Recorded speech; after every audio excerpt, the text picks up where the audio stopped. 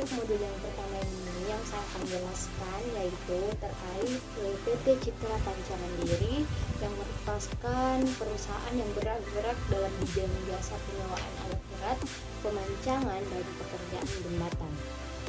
Nah, untuk PT Citra Panca Mandiri ini dia ada beberapa transaksi yang terjadi selama bulan Januari. Nah, kita akan memasukkannya ini ke dalam persamaan dasar akuntansi yang dimana kita ketahui bahwa persamaan dasar akuntansi itu memuat pasifa dan aktiva, yang dimana pasifanya itu terdiri dari utang dan modal, sedangkan aktiva adalah kekayaan perusahaan baik itu kas, peralatan, perlengkapan, dan lain-lain. Untuk transaksi pertama 1 Januari 2019, membuka rekening di Bank Cimniaga Cabang Makassar sebagai modal sebesar 45 juta berupa peralatan 1.350 juta dan bangunan sebesar 1.792 juta. Nah, untuk transaksi pertama ini terjadi penambahan di bagian aktiva, yaitu akun Bank Cimniaga, karena perusahaan ini menyimpan uangnya di Bank Cimniaga. Jadi untuk posisi debit Bank Cimniaganya itu bertambah sebesar 45 juta. Dan untuk selanjutnya itu di sini jelaskan bahwa peralatannya juga bertambah senilai 1.350 juta. Dan bangunannya juga di kolom bangunan terjadi penambahan sebesar 1.790 juta. Nah, untuk di sisi kreditnya atau pasifanya, kita melakukan penambahan. Nah, 45 juta ini ditambahkan dengan peralatan dan bangunan. Hasilnya itu sebagai nilai di bagian kredit. Dan untuk keterangannya sendiri itu kita berketerangan sebagai modal awal. Nah, untuk transaksi kedua yaitu membeli bahan spare part yang habis pakai secara kredit seperti baut, kunci L1 set, dan spare part lainnya senilai 11.025.000 diakui sebagai biaya perlengkapan. Nah, di sini kan dia membeli secara kredit. Otomatis kalau kita membeli secara kredit, transaksi itu berkaitan dengan utang usaha. Nah, berarti di sini untuk persamaan dasar akuntansinya yaitu di bagian perlengkapan, karena kita melakukan pembelian, maka itu bertambah senilai 11.025.000, dan untuk sisi kreditnya di bagian utang usaha itu juga bertambah senilai 11.025.000. Selanjutnya, untuk tanggal 2 Januari, membayar bahan bakar solar atas kunjungan lokasi di proyek Sopeng Sengkang sebesar 750.000 dan biaya konsumsi di jalan atas kunjungan lokasi sebesar 250.000. Nah, di sini terjadi dua biaya. Yang pertama itu ada biaya BBM. Karena kan dia melakukan kunjungan, otomatis itu menggunakan yang namanya bensin. Nah, untuk itu karena kan ini terkait dengan biaya, otomatis untuk kasnya di Bank Cimniaga itu mengalami pengurangan senilai 750.000 dan modalnya juga berkurang senilai 750.000 dengan keterangan biaya BBM. Nah, di sini juga terjadi biaya konsumsi. Nah, biaya konsumsinya juga, nah, karena terjadi yang namanya biaya konsumsi, otomatis juga di bagian kas di Cimniaga itu berkurang senilai 250.000 dan tentunya bagian modalnya juga berkurang senilai 250.000 supaya terjadi yang namanya keseimbangan. Nah, transaksi selanjutnya yaitu membayar biaya pengurusan surat izin alat di proyek Sopeng Sengkang atas pemakaian keran 25 ton sebesar 22.500 sebanyak 2 alat di Desnaker Makassar. Nah, di sini ada yang namanya biaya administrasi. Nah, seperti yang kita ketahui, kalau berkaitan dengan biaya itu erat hubungannya dengan kas. Jadi di sini terjadi pengurangan di bagian kas senilai 2.500.000 dan juga di bagian modalnya berkurang senilai 2.500.000. Nah, di sini kita kasih keterangan biaya administrasi kantor karena terkait dengan biaya pengurusan alat izin proyek. Nah, Transaksi selanjutnya 6 Januari 2019, menerima atas pemakaian sewa alat keran 25 ton di Sopeng sebesar 52.500.000 ditambah demobilisasi 130 juta selama 100 jam. Nah, di sini kan keterangannya dia menerima atas pemakaian sewa, berarti ini terkait dengan pendapatan jasa. Nah, kalau berkaitan dengan pendapatan jasa itu kan artinya dia menambah kekayaan perusahaan di bagian kas. Karena di sini kita memakai akun Bank Cimniaga, otomatis di bagian Bank Cimniaga itu bertambah senilai yang tadi 52.500.000 ditambah dengan 130 juta. Nah, otomatis itu juga menambah di bagian modal perusahaan dengan keterangan pendapatan jasa. Selanjutnya ada yang namanya di tanggal 8 Januari ada biaya uang jalan ke Sopeng untuk muat keran 25 ton dengan menggunakan mobil truk lowbed sebesar 1 juta. Nah, di sini terkaitan dengan biaya jalan ke Sopeng itu artinya ada yang namanya biaya transportasi. Sekali lagi, kalau terkaitan dengan biaya itu artinya itu mengurangkan aset kita di nama akunnya Bank Cimniaga senilai 1 juta dan modalnya juga berkurang senilai 1 juta. Jadi untuk keterangannya itu kita berikan keterangan dia biaya transportasi. Selanjutnya di tanggal 12 Januari ada yang namanya biaya uang makan operator selama 100 jam atas pemakaian keran 25 ton di Sopeng atas nama Sulaiman sebesar 1.500.000. Nah, di sini kalau kita analisa dari soalnya ini masuk dalam biaya konsumsi. Nah, tadi kan kita katakan bahwa biaya itu artinya mengurangi aktiva, jadi sama saja di sini kita kurangkan di Bank Cimniaga sebesar 1.500.000 dan di bagian modal juga kita kurangkan 1.500.000 yang kita akui sebagai biaya konsumsi.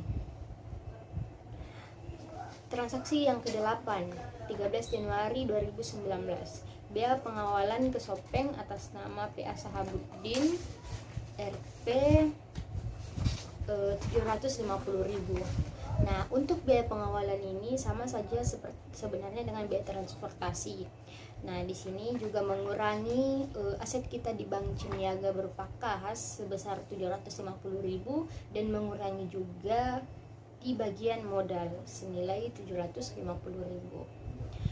Transaksi 14 Januari, menerima atas pemakaian sewa alat keran 25 ton di Sengkang sebesar 52.500.000 dan MOB demobilisasi 135 juta selama 100 jam. Ini tadi kalau tidak salah ada soal yang sama seperti ini, itu kita catat sebagai pendapatan jasa, tepatnya di soal tanggal 6 Januari.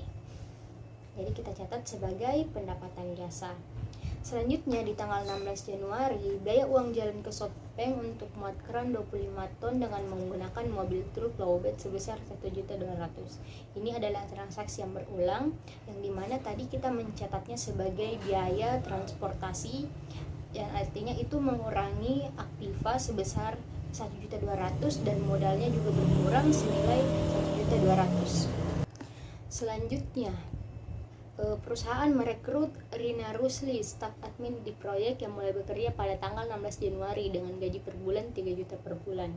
Nah, untuk transaksi yang ini tuh kita tidak catat di persamaan dasar akuntansi karena kan umumnya itu untuk pembayaran gaji itu dilakukan pada awal bulan.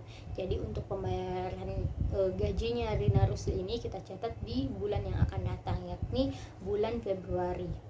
Selanjutnya biaya uang makan operator selama 100 jam atas pemakaian keran 25 ton di Sopeng atas nama Sulaiman sebesar 1.500.000. Nah, ini juga berkaitan dengan biaya konsumsi yang mengurangi Bank Cimniaga senilai 1.500.000 dan modal senilai 1.500.000 dengan keterangan biaya konsumsi. Tanggal 25 Januari, biaya pengawalan ke Sopeng atas nama PA Budiman sebesar 850.000.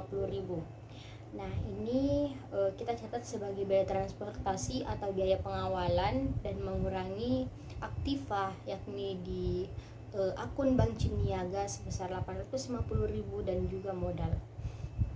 Selanjutnya, menerima atas pemakaian keran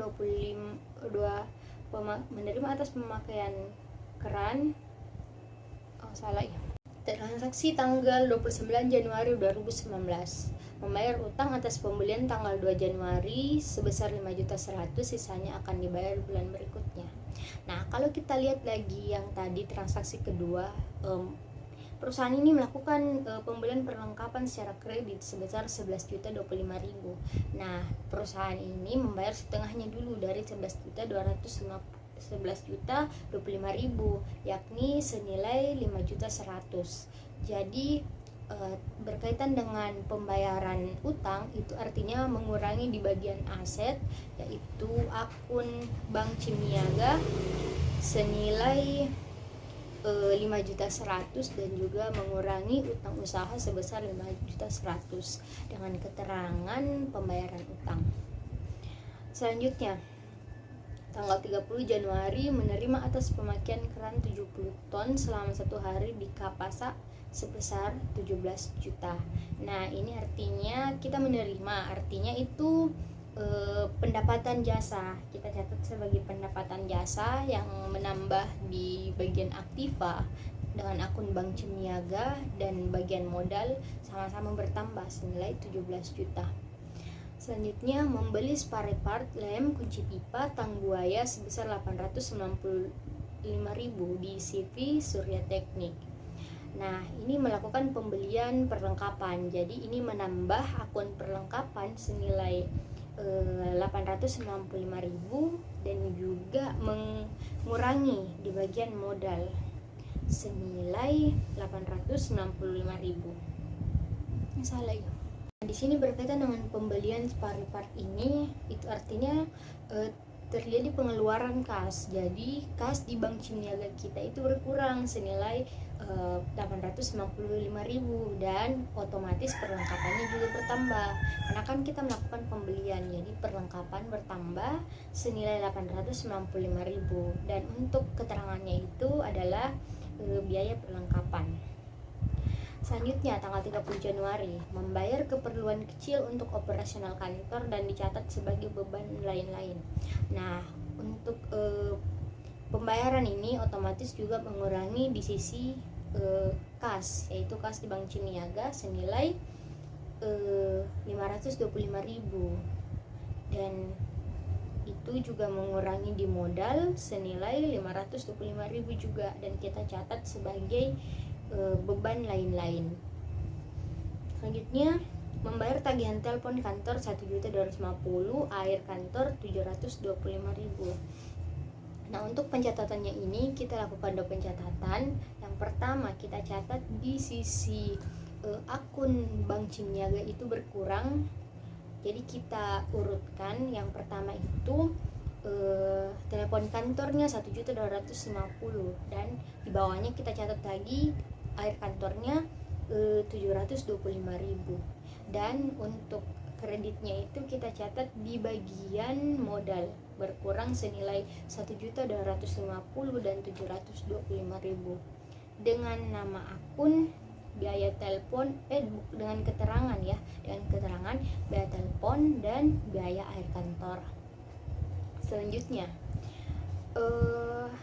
membayar gaji staf admin proyek atas nama Ibu Rina Rusli senilai 1.500.000, biaya pegawai accounting 4.500.000 atas nama Arifin. Nah, untuk pembayaran gaji itu juga mengurangi di bagian kas di Bank Cimniaga senilai 1.500.000 dan 4.500.000 dan juga mengurangi di sisi modal senilai 1.500.000 dan 4.500.000, sehingga untuk pembayarannya ini kita kasih keterangan dengan biaya gaji karyawan.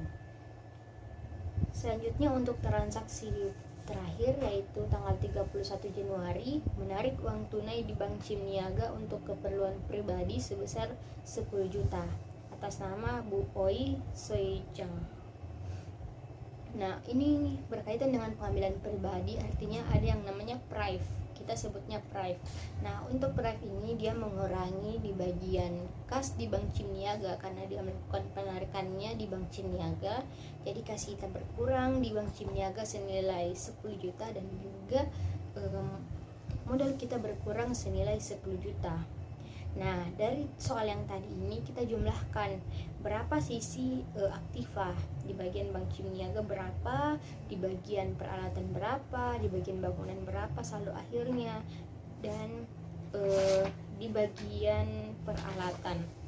Dan begitu pula di bagian sisi pasifa kita jumlahkan tadi berapa transaksi utang yang terjadi dan transaksi yang berkaitan dengan modal, dan akhir hasilnya itu di sini saya mendapatkan 3.551.103. Di sini saya mendapatkan hasil di bagian aktifanya itu senilai 3.551.125.000, dan di sisi pasifanya juga sama dengan nilai yang tadi. Jadi bisa kita katakan bahwa persamaan dasar yang kita buat itu sudah seimbang.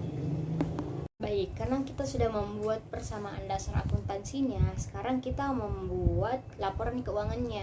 Yang pertama kita membuat laporan laba rugi. Nah, di laporan laba rugi itu kita memuat yang namanya pendapatan dikurangi dengan beban-beban. Nah, di sini di Citra Panca Mandiri kita tulis dulu kopnya Citra Panca Mandiri laporan laba rugi periode Januari 2019. Nah, pertama itu pendapatan jasa. Kalau saya tidak salah, tadi di soalnya itu ada 2 kali transaksi yang melibatkan pendapatan jasa. Nah, pendapatannya jasanya ini ditambahkan sehingga mendapatkan hasil 387 juta. Dan ini pendapatannya kita kurangi dengan biaya-biaya yang terjadi. Nah, biaya apa saja yang terjadi? Di sini ada terjadi biaya BBM, biaya konsumsi, biaya administrasi kantor, biaya transportasi, biaya telepon, biaya air kantor, biaya gaji karyawan, dan biaya lain-lain. Sehingga total biaya-biaya itu setelah sejumlahkan senilai 18.800. Nah, untuk nilai pendapatannya tadi yang 387 juta kita kurangi dengan beban-beban yakni 18.800. Jadi kita mendapatkan laba bersihnya senilai 368.200. Untuk laporan keuangan yang kedua kita buat yaitu laporan perubahan modal. Nah, kita lihat dulu berapa modal awal yang terjadi. Nah, modal awalnya itu berasal dari transaksi pertama yang dimana dia menyetorkan berupa kas di Bank Cimniaga, peralatan, dan juga bangunan senilai 3.187 juta. Nah, tadi ketika kita sedang membuat laporan laba rugi, kita kan mendapatkan laba bersih. Laba bersihnya itu senilai 368.200. Nah, itu kita masukkan di laporan perubahan modal. Kita kurangkan dengan pengambilan pribadi pemilik atau prive sebesar 10 juta. Nah, nilainya itu 358.200. 358.200 ini kita tambahkan dengan modal awal yang terjadi, sehingga kita bisa mendapatkan atau mengetahui berapa ekuitas yang ada pada tanggal 31 Januari 2019, dan hasilnya itu senilai 3.545.200.000. Nah, untuk laporan keuangan yang terakhir ada neraca periode 31 Januari 2019. Nah, di neraca ini memuat sisi aktiva dan pasifa. Kita mau lihat apakah terjadi keseimbangan di aktiva dan pasifanya. Nah, pertama di sini ada aktiva lancar. Nah, apa itu aktiva lancar? Aktiva lancar itu yang bisa kita segera cairkan atau kita gunakan. Yang pertama ada Bank Cimniaga dan perlengkapan. Nah, tadi ini kita saldo akhir di bagian persamaan dasar akuntansi di Bank Cimniaga kita masukkan nilainya senilai 397.205.000, dan perlengkapan senilai 11.920.000. Itu kita tambahkan sehingga mendapatkan nilai 409.125.000. Nah, untuk aktiva tetapnya ada bangunan dan peralatan. Nah, saldo akhir bangunan dan peralatan ini kita tambahkan sehingga mendapatkan hasil 3.142 juta. Nah, untuk di bagian pasifa ada yang namanya kewajiban jangka pendek atau utang usaha. Nah, jumlah utang usaha yang ada pada periode 31 Januari 2019 itu senilai 5.925.000. Kita tambahkan dengan ekuitas yang ada yang tadi kita sudah hitung di bagian perubahan modal, yaitu senilai 3.545.200.000. Nah, sehingga untuk sisi aktiva dan pasifanya di sini itu dia juga seimbang senilai 3.551.125.000. Nah, yang perlu kita ketahui bahwa hasil yang ada pada laporan neraca di bagian aktiva dan bagian pasifanya itu harus sama dengan yang kita dapatkan di saldo akhir di bagian persamaan dasar akuntansi. Nah, kalau sudah sama, itu artinya bisa kita katakan bahwa transaksi yang kita buatkan laporan itu mengalami keseimbangan. Saya akan menjelaskan modul kedua terkait dengan metode perpetual Waserba 81. Nah, sedikit dijelaskan di sini, Waserba 81 adalah perusahaan dagang yang mengkhususkan diri menjual barang-barang serba batik, mulai dari pakaian, kain, peralatan rumah tangga hingga mainan anak-anak. Waserba 81 berbentuk perseroan terbatas yang sahamnya dimiliki oleh Bapak Anggit S. Utama, Ibu Elizabeth Hamdi, dan Bapak Burhan Cahyo. Nah, berikut ini saldo dari akun-akun yang dimiliki Waserba 81 pada tanggal 9 Desember 2018. Nah, di modul ini ada beberapa akun yang terdapat di sini, tapi belum diklasifikasikan apa dia debit atau kredit. Nah, tugas pertama di sini adalah kita klasifikasikan dulu yang mana saldonya itu di debit dan yang mana saldonya itu di kredit. Nah, setelah saya klasifikasikan di sini di buku, kemudian saya mencatatnya sebagai mencatatnya ke dalam laporan bukan laporan di buku besar. Saya catat di buku besar. Di buku besarnya sebagai saldo awal. Nah, untuk langkah selanjutnya ketika kita sudah membuatkan neraca saldo awalnya, kita membuat yang namanya jurnal umum. Untuk soal pertama, 1 Desember 2018, membayar sewa toko bulan Desember senilai 2.400. Nah, di sini jurnalnya itu adalah beban sewa pada kas di Bank BNI. Nah, beban sewanya di sebelah debit dan kas yang berkurang di sebelah kredit senilai 2.400. Selanjutnya, tanggal 3 Desember membeli 50 lusin kain batik dari Jurangan Batik Erlangga dengan termin kredit 2/10 N/30 Foreign on board atau FOB shipping point sebesar 21.600. Nah, karena kita mencatat dalam metode perpetual, artinya untuk setiap pembelian ini persediaan kita catat sebagai persediaan barang dagang. Karena ini berkaitan dengan pembelian secara kredit, artinya kita catat sebagai utang dagang. Jadi jurnalnya persediaan barang dagang pada utang dagang. Kecuali kalau kita melakukan pencatatan dengan metode periodik, maka pembeliannya ini kita catat sebagai pembelian, bukan persediaan. Nah, selanjutnya pada tanggal 4 Desember membayar ongkos kirim pembelian kain batik pada tanggal 3 Desember sebesar 500. Nah, karena kita menggunakan metode perpetual lagi, untuk biaya ongkosnya ini, biaya ongkos pengiriman pada saat pembelian kita catat sebagai persediaan barang dagang dengan sisi kreditnya kas di Bank BNI senilai Rp500. Selanjutnya, transaksi tanggal 6 menjual berbagai oleh-oleh batik kepada galeri ini dengan termin kredit 2/10 N/30 FOB shipping point senilai 8.500.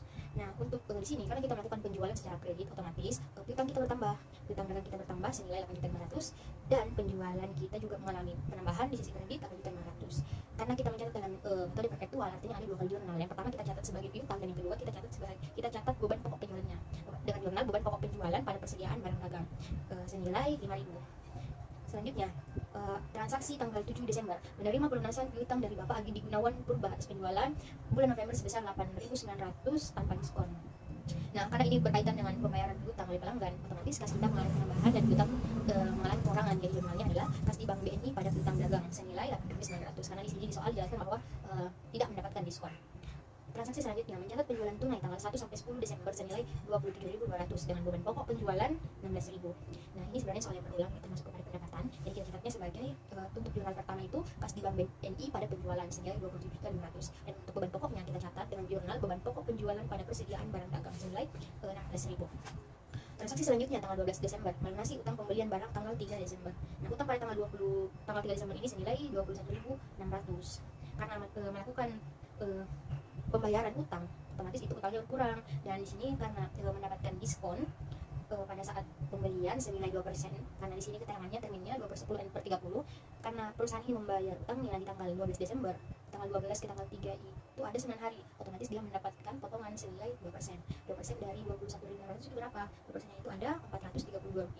Nah, karena kembali lagi kita mencatatnya sebagai dalam metode perpetual, artinya kita akui sebagai persediaan barang dagang. Jadi jumlah yang dibayarkan juga mengalami pengurangan karena sudah dikurangi dengan diskon. Jadi utangnya kita itu senilai 21.168. Dengan jurnal utang dagang 21.600, persediaan barang dagang Rp430 dan kas BNI senilai 21.168. Transaksi selanjutnya tanggal 14 Desember, Galeri Hatmini meretur beberapa barang yang dibeli tanggal 6 Desember seharga 1.500. Jadi ini ada transaksi retur penjualan. Nah, untuk jurnalnya adalah retur penjualan pada piutang dagang senilai 1.500 yang kita kembalikan tadi. Dan nilai persediaannya juga berkurangnya senilai Rp900. Dan jurnal persediaan barang dagang pada beban pokok penjualan. Selanjutnya di tanggal 15 Desember membayar pemotongan iklan di majalah wanita Lutfi sebesar 2.600. Nah, ini adalah transaksi pembayaran beban. Jadi kita catatnya jurnalnya itu beban iklan pada kas di bank BNI senilai 2.600.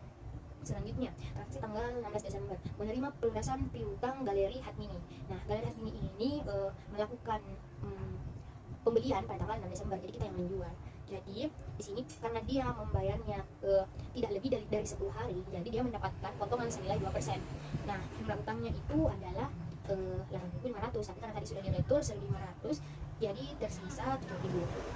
Nah, karena dia mendapatkan diskon, jadi pencatatannya itu menjadi kas di bank BNI diskon penjualan pada piutang dagang. Jadi diskon penjualannya kita dapat dari 7.000 dikali 2%, itu 140. Transaksi selanjutnya membeli barang dagangan secara tunai sebesar 11.800 berkaitan dengan pembelian. Kita catatnya sebagai persediaan barang dagang. Jadi jurnalnya persediaan barang dagang pada kas di bank BNI senilai 11.800. Untuk transaksi berikutnya tanggal 19 Desember melunasi utang pembelian barang kepada Ibu Arista sebesar 9.000 tanpa mendapat diskon. Jadi kita membayar utang, maka jurnalnya itu utang dagang pada kas di bank BNI karena utang dagang kita berkurang dan kas kita juga mengalami pengurangan. Transaksi berikutnya tanggal 20 Desember menjual kain batik kepada Konstantia dengan termin kredit 1/10 dan 30 FOB shipping point senilai 26.000. Jadi kita melakukan penjualan secara kredit, jadi otomatis utang kita bertambah dengan jurnalnya piutang dagang pada penjualan. Nah, karena kita mencatatnya lagi dalam metode perpetual di soal, jadi kita melakukan 2 kali penjurnalan. Kita jurnal juga berapa beban pokok penjualannya, seperti itu. Transaksi selanjutnya tanggal 21 Desember 2018 untuk membantu pelanggan Maserba 81 menelangi terlebih dahulu ongkos kirim pembelian butik Konstantia pada tanggal 20 Desember sebesar 1.100 melalui jasa kurir fix. Ongkos ini akan ditagihkan sebagai piutang karena ini dia keterangannya menelangi, artinya dia yang membayar dulu biaya ongkos kirimnya dan itu dicatat di sini sebagai piutang. Jadi piutang kita mengalami tambahan dan kas di bank BNI kita juga bertambah senilai 1.100. Transaksi berikutnya menerima pelunasan hutang dari Bapak Diki Nurdiansyah atas penjualan bulan November sebesar 17.600 tanpa diskon penjualan. Nah, di sini berkaitan dengan pengurangan hutang pelanggan, jadi kita mencatat sebagai jurnalnya kas di bank BNI pada hutang dagang senilai 17.600 karena di soal dijelaskan bahwa dia tidak menerima diskon. Selanjutnya tanggal 21 Desember membeli 40 lusin kemeja batik anak-anak dan penjahit Sita dengan termin 1/10 and per 30 FOB destination sebesar 20.000. Jadi ini ada pembelian, kita catatnya sebagai persediaan. Jadi jurnalnya persediaan barang dagang pada transaksi berikutnya meretur 4 lusin dari kemeja batik yang dibeli tanggal 21 Desember dari penjahit Sita karena terdapat catat produksi. Jadi terjadi retur penjualan. Jadi jurnalnya ada retur penjualan pada kas di bank BNI senilai 1.200 dan persediaan juga kita jurnal persediaan barang dagang pada beban pokok penjualan senilai 700.000. Transaksi berikutnya tanggal 26 Desember menerima retur barang dari Ibu Evelyn, pembeli retail yang sudah membayar tunai senilai 1.200. Jadi ini juga kita catat sebagai retur penjualan, jurnalnya retur penjualan pada kas di bank BNI.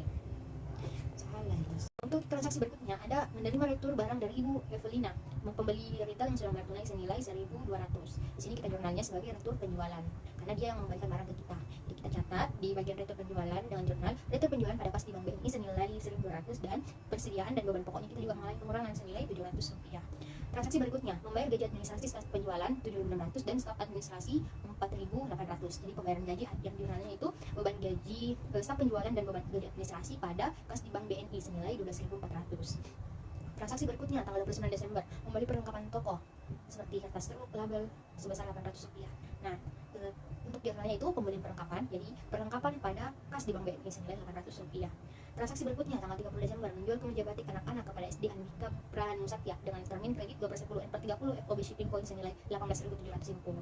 Jadi kita menjual secara kredit, jadi jurnalnya adalah piutang kita bertambah dan penjualan juga mengalami penambahan senilai 18.750. Dan lagi-lagi kita mencatat yang kedua itu beban pokok penjualan dan persediaan barang dagang senilai 11.250. Transaksi berikutnya menerima pelunasan piutang dari butik Konstantia atas penjualan tanggal 20 Desember termasuk ongkos kirimnya. Jadi karena kita tadi kalau tidak salah kita menelangi, jadi piutang kita juga tadi itu dijumlah. Jadi jurnalnya kas di Bank BNI 25.240, diskon penjualan karena dia membayar tidak lewat dari 10 hari, dan di sebelah kredit piutang dagang kita berkurang senilai 26.000. Transaksi terakhir tanggal 31 Desember melunasi utang pembelian kemeja batik anak-anak tanggal 21 Desember kepada penjahit Basita. Jadi kita melakukan pembayaran, jadi otomatis pembayaran utang ya, jadi otomatis utang dagang kita berkurang, utang dagang kita berkurang di sebelah debit, dan untuk di sebelah kredit adalah kas di Bank BNI dan persediaan barang dagang. Kenapa persediaan barang dagang? Karena kita mendapatkan namanya diskon pembelian, jadi diskonnya itu sebesar Rp180. Nah setelah kita buatkan jurnal umumnya, kita jumlah sisi debitnya dan sisi kreditnya, sehingga kita mendapatkan nilai 313.500. Nah untuk angka selanjutnya kita masukkan yang ada tadi di jurnal umum itu di kas di Bank BNI. Untuk langkah selanjutnya, karena kita sudah membuat jurnal umumnya, sekarang kita pindahkan ke buku besar. Jadi kita pindahkan tadi satu-satu ke buku besar, jurnal-jurnal yang ada, akun-akun yang ada pada jurnal umum. Nah setelah kita masukkan ke buku besar, kita membuatkan neraca saldo. Jadi tadi kan awalnya kita bikin neraca saldo awal. Nah sekarang kita bikin neraca saldo lagi yang memuat nilai yang tadi kan neraca saldo awal nilainya kita kurangkan dengan yang ada di jurnal umum. Jadi dari jurnal umum yang kita pindahkan ke buku besar itu kita kurangkan nilainya, sehingga kita bisa mendapatkan berapa saldo akun kas di Bank BNI, piutang, persediaan, asuransi dibayar di muka, biaya-biaya dan lain-lain. Nah, di sini saya mendapatkan nilai 2.811.250 sebagai jumlah akhir dari sisi debit dan sisi kredit. Selanjutnya di sini kita akan mengerjakan lagi terkait dengan jurnal penyesuaian. Nah, untuk soal pertamanya itu hasil perhitungan fisik persediaan yang terdapat di toko menunjukkan bahwa nilai persediaan akhir tanggal 31 Desember sebesar Rp397.038. Selisih persediaan dimasukkan ke dalam beban pokok penjualan. Kita lihat dulu berapa nilai persediaan barang dagang yang ada pada neraca saldo yang sudah kita buat. Nah, di sini menunjukkan nilai Rp409.038. Jadi ada selisih. Jadi nilai Rp409.038 ini kita kurangkan dengan Rp397.038, sehingga kita mendapatkan nilai 12.000. Jadi selisihnya ada 12.000. Nah, untuk pencatatannya, kita jurnalnya itu yaitu beban pokok penjualan pada persediaan barang dagang senilai 12.000. Berikutnya, asuransi dibayar di muka merupakan pembayaran premi asuransi kebakaran untuk toko selama 3 tahun yang terhitung mulai sejak 1 Januari 2018 sampai dengan 31 Desember 2020. Nah, kita lihat dulu berapa asuransi dibayar di muka yang ada pada neraca saldo. Di sini menunjukkan bahwa ada 11.250. Nah, ini kan dari 2018, 2019, 2020 ada 3 tahun. Jadi nilai 11.250 ini kita bagi 3. Tapi karena kita mau menghitung berapa yang sudah kita gunakan,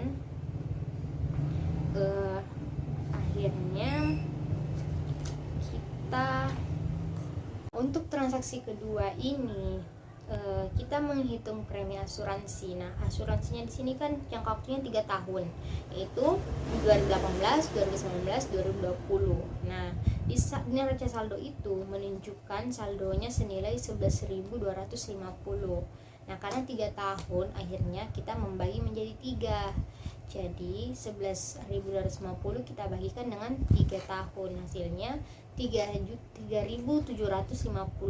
Nah, itu kita akui sebagai beban asuransi di bulan Desember.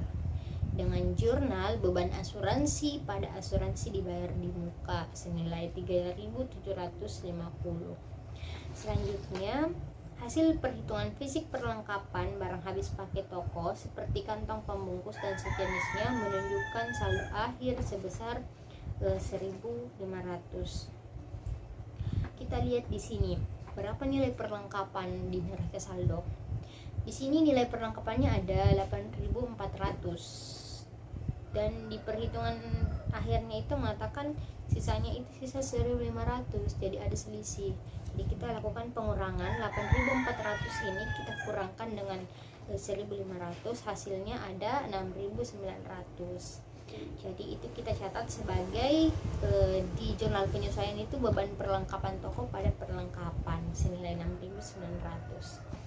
Selanjutnya, peralatan toko dibeli pada tanggal 1 Januari 2017 dengan estimasi masa pakai 8 tahun dan nilai sisa 10.600. Waserba 81 menghitung beban penyusutan dengan menggunakan metode garis lurus. Nah, kita lihat di sini di metode garis lurus itu rumusnya itu harga perolehan dikurangi dengan nilai residu dibagi dengan berapa tahun. Jadi karena di sini menunjukkan bahwa peralatan tokonya ada 313.000, maka kita kurangkan dengan nilai sisanya 10.600 dibagi 8 tahun. Nah, hasilnya itu menunjukkan angka 37.800. Jadi kita mendapatkan bahwa beban penyusutan yang terjadi di bulan Desember itu adalah 37.800, sehingga jurnalnya beban depresiasi peralatan toko pada akumulasi depresiasi peralatan toko. Selanjutnya soal bagian E, peralatan kantor dibeli pada tanggal 1 September 2016 dengan estimasi masa pakai 4 tahun tanpa nilai sisa. Waserba 81 menghitung beban penyusutan dengan metode garis lurus. Jadi untuk peralatan kantornya kita lihat di sini adalah 120.000 dengan masa pakainya itu ada 4 tahun. Karena di sini di soal menjelaskan bahwa tidak terdapat nilai residu atau nilai sisa, jadi langsung saja di sini saldo akhirnya 120.000 untuk peralatan kantor kita bagi dengan berapa tahun pemakaiannya. Di sini jelaskan bahwa ada estimasinya 4 tahun. Jadi 120.000 kita bagi dengan 4, hasilnya itu 30.000. Jadi untuk beban penyusutannya pada tahun 2018 Desember itu senilai 30.000. Selanjutnya pembayaran gaji terakhir untuk periode kerja sampai dengan tanggal 27 Desember. Toko tetap buka selama tanggal 28 sampai 31 Desember. Gaji karyawan 50.000 per hari. Karyawan yang masuk kerja terdiri atas 6 orang staf penjualan dan 4 orang staf administrasi. Jadi kita juga lakukan ini penjurnalan karena kan dia masuknya itu 28, 29, 30. Jadi kita kalikan. Karena kita sudah melakukan pencatatan di jurnal penyesuaian, sekarang waktunya kita membuat neraca lajur. Jadi neraca lajurnya itu di sini saya terdiri dari 4 kolom. Yang pertama ada neraca saldo sebelum penyesuaian, ada jurnal penyesuaian, ada neraca setelah penyesuaian, dan laporan laba rugi. Nah, untuk tadi saldo-saldo yang ada di jurnal umum kita masukkan di bagian bukan jurnal umum ya, maaf. Di situ di bagian neraca saldo kita catat, kita pindahkan ke kolom pertama, itu neraca saldo setelah penyesuaian. Nah, yang kita buat di jurnal penyesuaian itu sekarang kita pindahkan ke bagian kolom kedua di bagian penyesuaian. Kita ikuti saja pencatatan kita yang ada di jurnal penyesuaian. Kalau dia di debit kita catat debit, kalau di kredit kita catat di kredit. Selanjutnya kita beralih ke neraca setelah penyesuaian. Di neraca setelah penyesuaian ini kita melakukan perhitungan.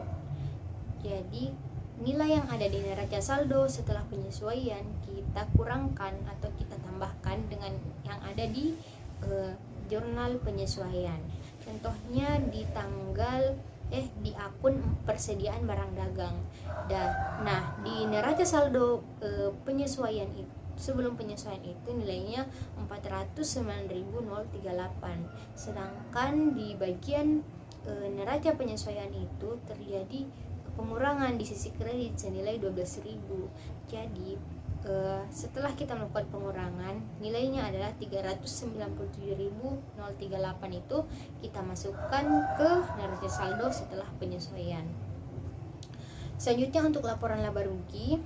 Laporan laba rugi di sini secara umum kan laporan laba rugi itu pasti erat kaitannya dengan pendapatan. Jadi yang dicatat di laporan laba rugi itu adalah pendapatan dikurangi dengan beban-beban. Nah, untuk yang terakhir itu ada kolom neraca. Di kolom neraca itu kita catat yang tidak termasuk ke dalam laporan laba rugi. Jadi kita catat kas, piutang usaha, dengan utang, dengan modal, itu masuk semua di laporan neraca.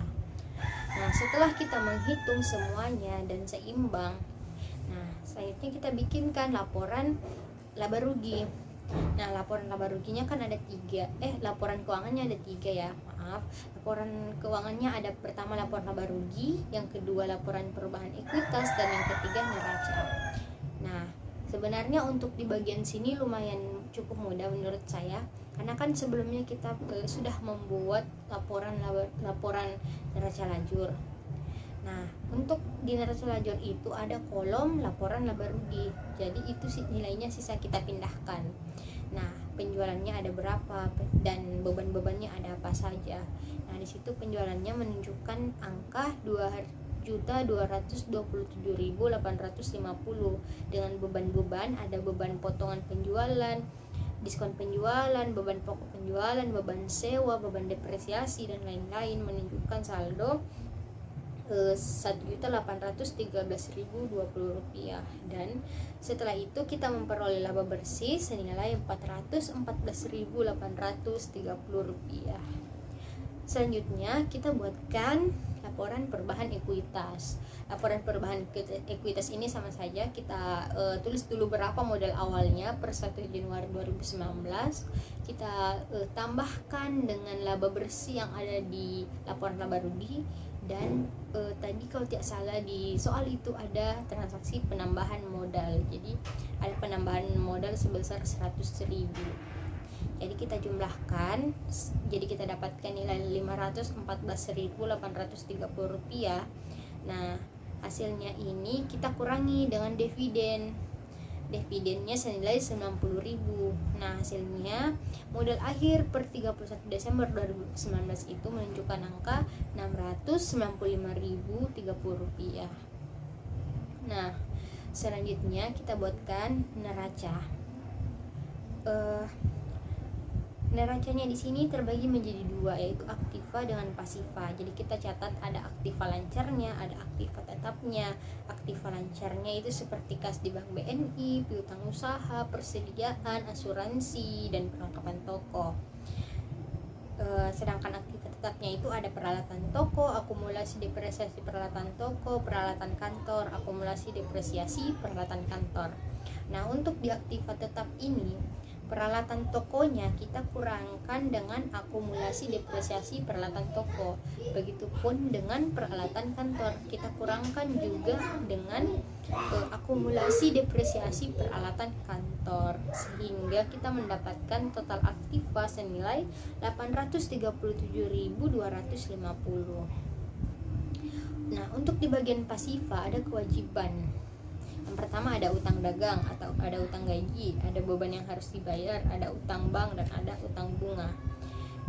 Nah, ini kita tambahkan dengan ekuitas yang ada di laporan perubahan modal senilai Rp695.030.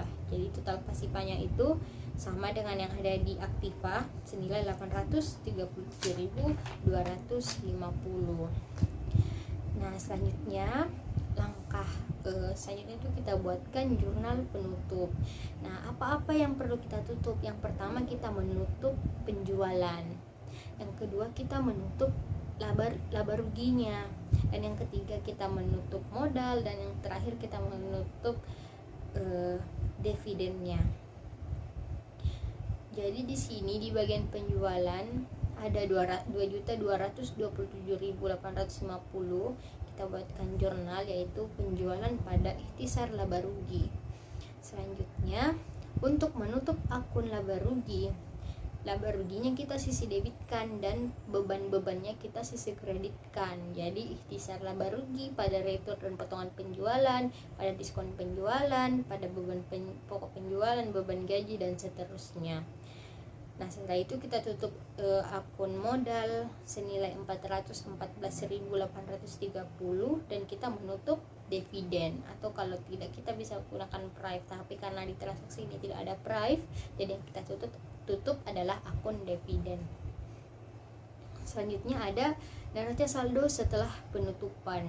Nah, neraca saldo setelah penutupan ini kan tadi kita sudah menutup ikhtisar laba ruginya, penjualan, returnya, beban-beban yang ada, dividen. Jadi nilainya itu, saldonya itu sudah 0. Jadi yang tersisa di neraca saldo setelah penutupan itu adalah akun-akun seperti kas, piutang, persediaan, asuransi dibayar di muka, perlengkapan toko, peralatan toko, akumulasi depresiasi peralatan toko, peralatan kantor, akumulasi depresiasi peralatan kantor. Jadi pastinya yang ada di laporan neraca saldo setelah penutupan ini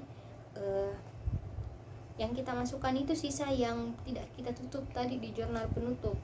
Yang tadi kita tutup sudah tidak kita masukkan lagi nilainya karena saldonya sudah 0. Nah, selanjutnya kita buatkan yang namanya jurnal pembalik. Di jurnal pembalik ini ada beberapa yang harus dibayar di periode yang akan datang kan. Nah, ada yang pertama utang gaji. Nah, kita balik di sini. Di situ tadi di jurnal penyesuaian ada utang gaji penjualan dan utang gaji administrasi atau beban gaji administrasi ya. Maaf. Jurnalnya adalah utang gaji pada beban gaji penjualan, beban gaji administrasi senilai 2.000. Selanjutnya kita balik, yaitu beban yang masih harus dibayar. Ada dua. Yang pertama beban LAT toko dan beban LAT kantor atau beban listrik, air, dan telepon. Selanjutnya yang terakhir yang kita tutup yaitu utang bunga, dan jurnalnya adalah utang bunga pada biaya bunga senilai 3.000. Jadi mungkin itu saja yang bisa saya jelaskan terkait modul yang ada sampai di bagian jurnal pembalik. Semoga apa yang saya sampaikan jelas, dan terima kasih.